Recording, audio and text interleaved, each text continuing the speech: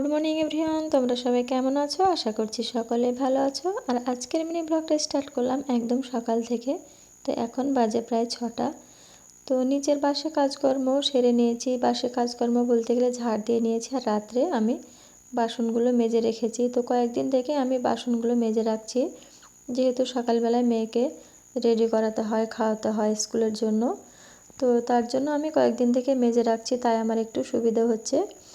তো এই দিকে দেখো কালকেরও কিছুটা কাপড় ছিল, এই দেখো মানে কয়েকদিন থেকে একদমই রোদ উঠছে না, তো তার জন্য কাপড়গুলো একদমই শুকোয়নি। তো যেগুলো আমি সকালবেলায় কেচে দিয়েছিলাম সেগুলো শুকিয়ে গিয়েছিল, আর এগুলো স্নানের পরে তার জন্য শুকোয়নি। তো তাই আমি ব্রাশ করতে করতে ছাদে চলে আসলাম কাপড়গুলো দিতে। তো কাপড়গুলো দেওয়া আমার হয়ে গিয়েছে। তো এবার আমি আমাদের ট্যাঙ্কের উপরে আমি পালং শাক দিয়ে রেখেছিলাম শিশিরে, যাতে করে ভালো থাকে, তার জন্য একদম সতেজ থাকে। তো আমি প্রতিদিনই শাক যেই দিন নিয়ে আসে সেই দিনে আমি এইভাবে দিয়ে রাখি।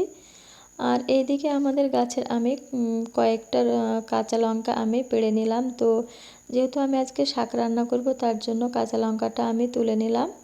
একদম সতেজ সবুজ, কত সুন্দর দেখলেই তো। তো তারপরে এই দেখো নিচে নেমে এসে ফ্রেশ হয়ে তারপরে আমি চা নাস্তাটাও করে নিলাম। আর এই দিকে দেখো আমি শাকটাও বেছে নিয়েছি, যেহেতু আজকে শাকটা কলাইয়ের ডাল দিয়ে রান্না করব। আর এই দিকে দেখো আমি মানে শিম আর আলু ভাজা করব, তার জন্য ভালো করে কেটে ধুয়ে পরিষ্কার করে নিয়ে আমি রান্নাটাও করে নিয়েছি। আর আরেকটা রান্না করছি, এই দেখো ঢ্যাঁড়সের আজকে করব একটু মাখা মাখা ঝোল। তো সাথে আমি দিয়ে দিলাম একটু ধনেপাতা কুচি, আর একটা দিয়ে দিলাম আমি টমেটো কুচি। তো এটা দিলে কিন্তু খেতে বেশ ভালো লাগে। আর এখন শীতের সিজন, যেহেতু ধনেপাতাটা পাওয়া যায়, তো ধনেপাতাটা দিলে কিন্তু তরকারির টেস্টটাই একটু অন্যরকম হয়ে যায়। তো এই দিকে দেখো আমার দুটোর তরকারি রান্না করা কমপ্লিট হয়ে গেছে। এবার আমি কলাইয়ের ডালটাও বসিয়ে দিয়েছি।